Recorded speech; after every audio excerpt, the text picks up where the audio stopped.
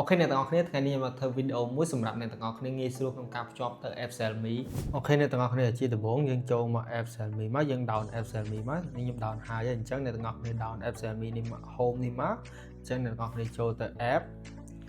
អញ្ចឹងយើងអត់តមាន account ទេអ្នកទាំងអស់គ្នាចង់ភ្ជាប់ជាមួយនឹង Facebook ក៏បាន Gmail ក៏បាន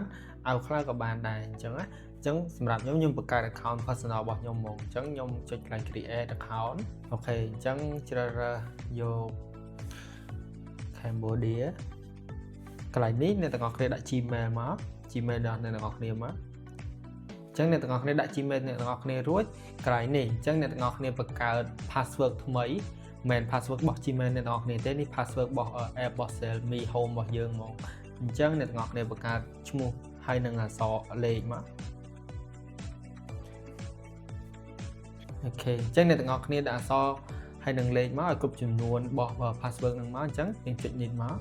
អញ្ចឹងពេលដែលអ្នកទាំងអស់គ្នាញ៉ាំ Gmail កន្លែងនេះគឺផ្ញើទៅ Gmail អ្នកទាំងអស់គ្នាដែលដាក់ហ្នឹងអញ្ចឹងគេផ្ញើមកខ្ញុំហើយ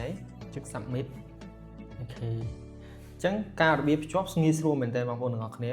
អ្នកទាំងអស់គ្នាអញ្ចឹងខ្ញុំមកប្រាប់ពីរបៀបដូរ region របស់ app smart home របស់ Xiaomi អ្នកទាំងអស់គ្នាអញ្ចឹងអ្នកទាំងអស់គ្នាចូលមក profile នេះមកអ្នកទាំងអស់គ្នារក setting ដូរពី region អូខេ region នេះអញ្ចឹងអ្នកទាំងអស់គ្នារក Chinese Mainland អញ្ចឹងបានអាច connect បានអ្នកទាំងអស់គ្នាអញ្ចឹងអ្នកទាំងអស់គ្នាចុចកន្លែងហ្នឹងមកហើយអញ្ចឹងអ្នកទាំងអស់គ្នាអាច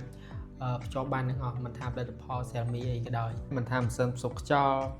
កាមេរ៉ាឬក៏ sound ទ្វីអីទេឲ្យតែរបស់ Xiaomi អញ្ចឹងអ្នកទាំងអស់គ្នាអាចភ្ជាប់បានទាំងអស់អូខេអ្នកទាំងអស់គ្នាអញ្ចឹងបើសិនជាអ្នកទាំងអស់គ្នាត្រូវការវីដេអូអីផ្សេងៗអ្នកទាំងអស់គ្នាអាច comment នៅខាងក្រោមបានអរគុណជួបគ្នានៅវីដេអូក្រោយ